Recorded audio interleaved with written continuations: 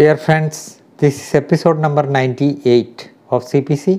We are dealing with section 212 and I would like to cite a decision of the Supreme Court in AER 1979 Supreme Court 1214.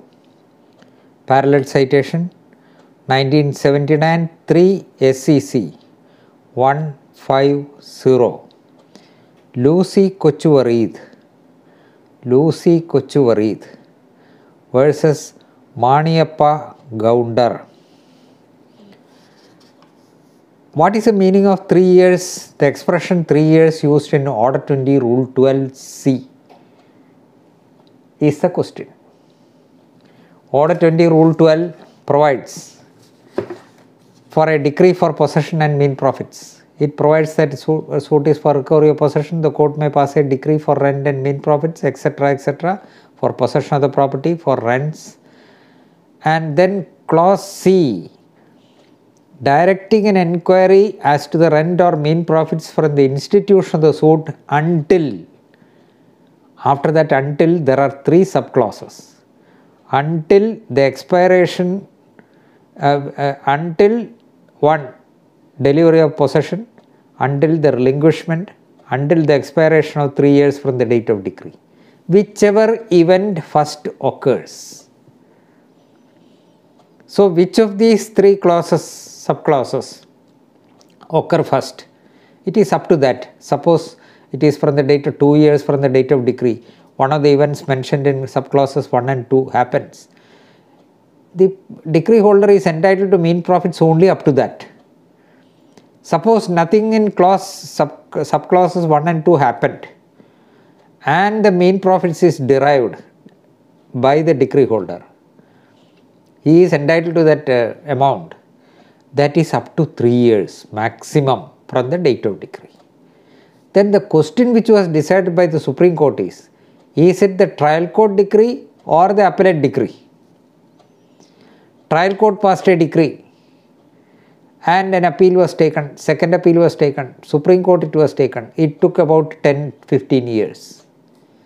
Whether the decree holder will lose mean profits after 3 years from the trial court decree or whether he can claim mean profits up to 3 years from the last decree.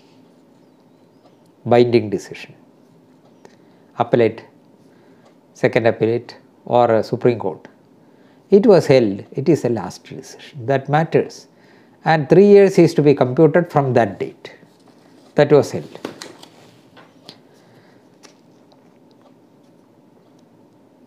Another point decided is wrongful possession by joint act of several persons, whether all of them are liable. It was held that all of them are liable. And the discussion is in paragraph 24 and 43. I will read only the bare minimum out of this long paragraphs. From a paragraph 24 towards last, from a plain reading of this definition,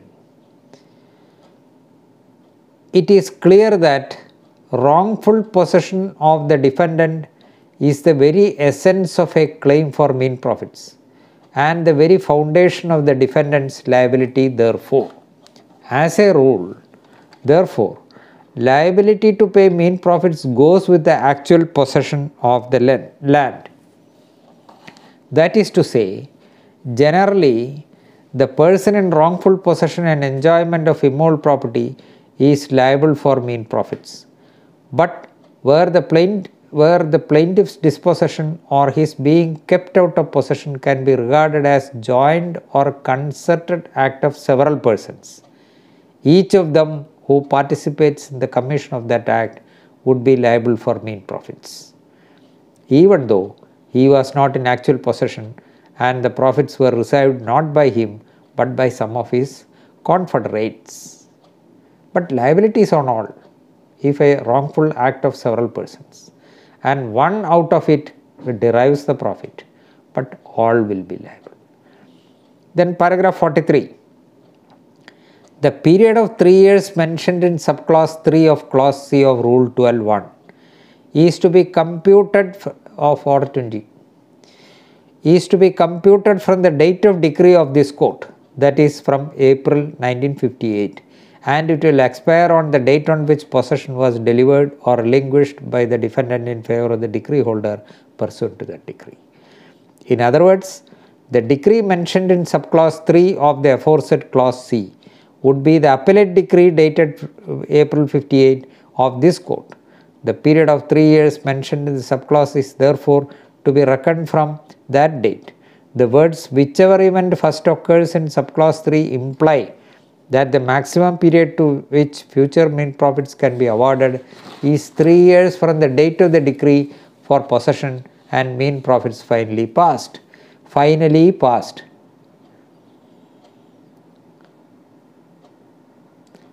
Then the trial court decision was held to be wrong. The next decision is ILR 1977 to Kerala. ILR 1977 to Kerala 424. It is reported in KLT also, 1977 Kerala Law Times 638. Saraswati Pillai versus Parameswara Kurup.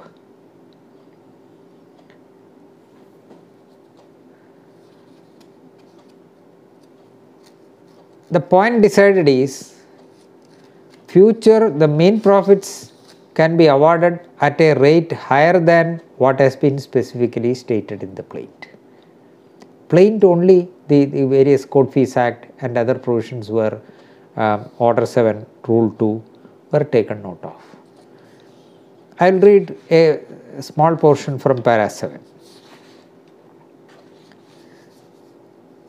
Section 212 defines Rule 2 of Order 7 of the Code specifically lays down that where the plaintiff sues for mean profits, in plaint he need only state approximately the amount sued for, not exact amount.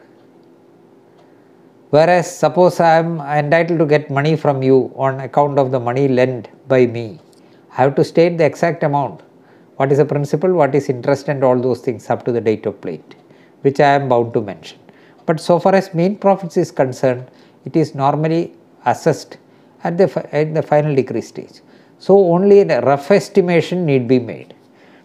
Then the Court Fees Act also, Kerala, there is a provision, section 44, which also provides rough estimate, and if the amount is found, the balance court fee is to be paid. Then with respect further down, with respect we are unable to agree with the view expressed in Kunjiraman versus Appakunji 68 KLT 264 that where the plaintiff has categorically claimed a specific sum as mean profits, the court is not competent to award him mean profits at a higher rate. A learned single judge in 1968 KLT 264 held that when a specific amount is claimed in the plaint as mean profits, the court cannot grant anything in excess. We are constrained to hold that the said decision does not lay down the correct law. As a matter of fact, nearly 2 years prior to the date of the decision in Kunjiraman versus Appakunji, 68 KLT 264, a division bench of this court had considered the identical question and rendered a pronouncement to the contrary. It happens sometimes. Without being cited the decision which is binding, sometimes overruled decision or sometimes decision which are not good according to the latest decisions, the court may rely on it. It is a mistake. It is the duty of the lawyers to assist the court and help them to arrive at the correct conclusion. The decision of the division bench is reported in KC Alexander versus Nair Service Society Limited. KC Alexander versus Nair Service Society Limited. AER 1966 Kerala 286. This decision, Alexander's decision, was taken to the Supreme Court and Supreme Court approved it. Supreme Court while disposing the appeal approved it, that is 1968 KLT 182. 1968 KLT AER citation, you may just look into it. There the Supreme Court approved the decision of the division bench. So it is clear that mean profits can, though a specified sum is claimed in the plaint, it can be higher.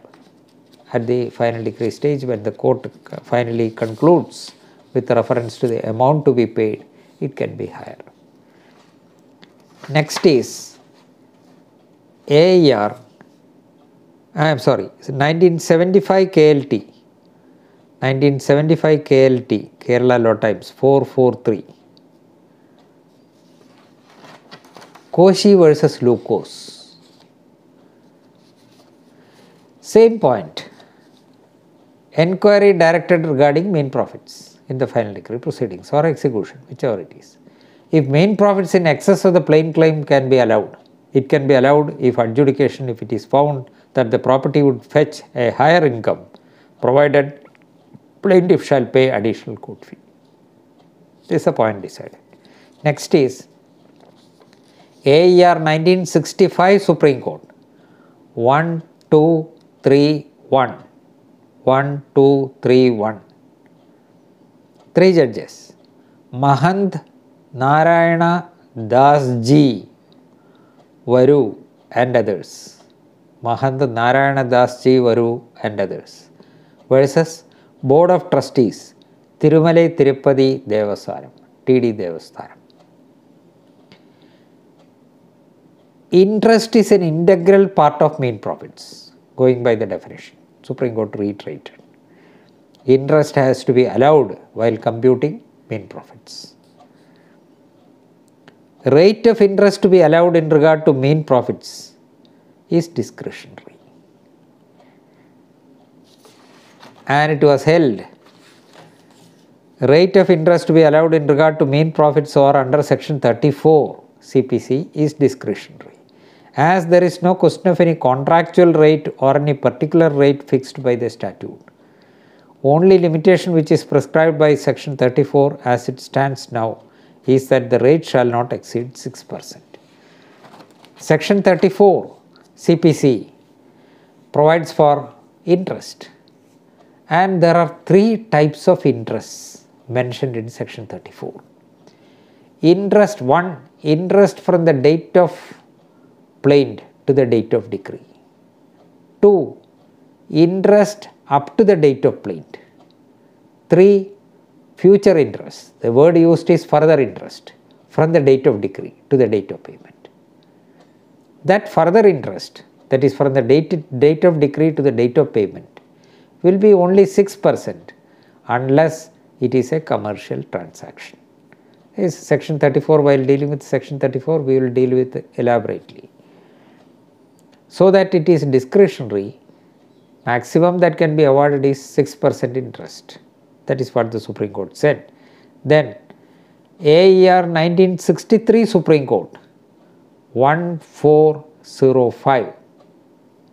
It is a constitution bench decision, 5 judges, Fateh Chand versus FATEH, Fateh Chand versus Balkrishan Das.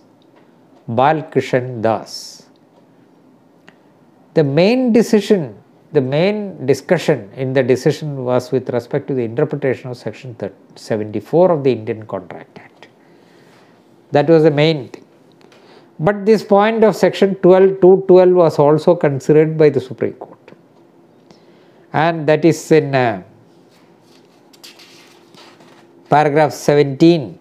The plaintiff is undoubtedly entitled to mean profits from the defendant. Mean profits as defined in so and so, so and so. The normal measure of mean profits is therefore the value of the user of the land to the person in wrongful possession. The assessment made by the High Court of compensation at the rate of 5% of what they regarded as the fair value of the property is based not on the value of the user but on the estimated return of the value of the property. What the trial court did was 5% of the value of the property was decided as the mean profits. Whereas mean profits is, normal measure of mean profits is therefore the value of user of the land, definition of 212, which actually derived therefrom, or with due diligence he could have derived therefrom. That is the profits, not based on value of the property. It is, say, suppose there is a property in city or town, it is a small extent, the value will be very high, and if it is calculated at 5% of the value as mean profits, the mean profits payable will be very high. Even a barren land in a city, barren land, a small extent of land, say for example 10 or 15 cents of land, 1 cent is 440 square feet, and some areas they say 1 square feet. Whatever it is, if it is a small parcel of land in a city, very valuable, 25 lakhs, 50 lakhs per cent, and if 5% is taken, this barren land, nothing there, but a person is in wrongful possession, he is evicted, he is ousted by a decree of recovery of possession with mean profits. What is the mean profits? 5% of the value of the property means what? Whereas in the similar circumstances, a person is having 1 hectare of land, value of the land is very less. So the 5% will be even less than the income which he has actually derived. So it is not on the basis of the value of the property, but on the basis of the income which he derived or which he could have derived. That is what the Supreme Court said. Now with that, we come to an end of section 212. Now we go to section 9. The other subsections are not very relevant, not relevant for discussion. You may read, that is enough. Section 9 is very important, very important, and to some extent difficult also. To some extent difficult. We have to read the section word by word. I will explain, I will cite important Supreme Court judgments. Important Supreme Court judgments. There are even Constitution Bench decisions. There are certain principles which have been followed over the years with respect to section 9. Several principles, well settled principles are there. So we have to be very careful while dealing with section 9, particularly the lawyers and courts.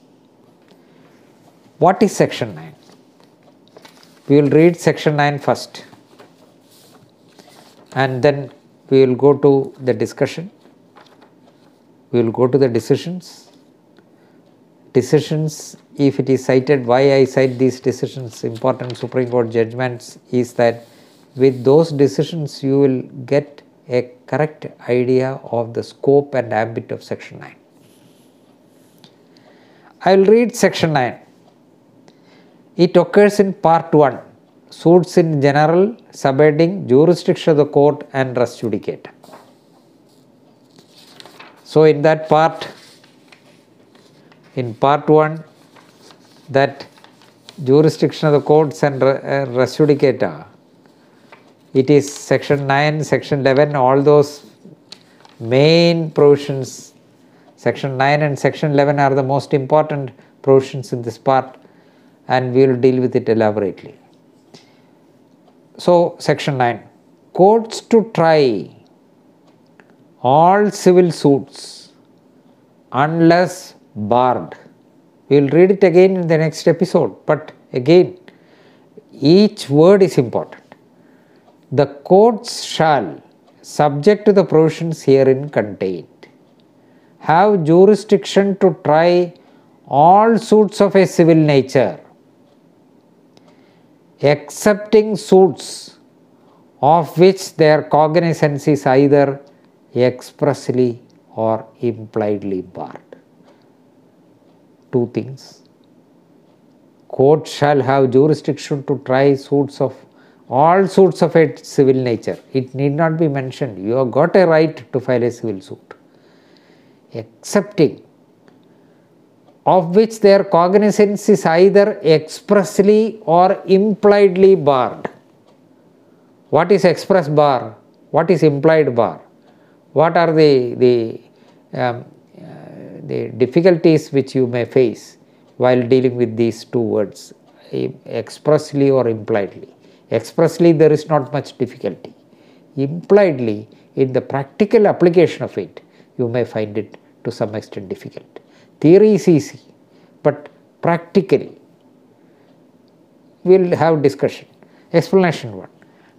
A suit in which a right to property or to an office is contested is a suit of a civil nature, notwithstanding that such right may depend entirely on the decision of questions as to religious rites or ceremonies. The other part of it is, if it is only religious rites and ceremonies that is in dispute, it cannot be decided by the court in a civil suit. If it is connected with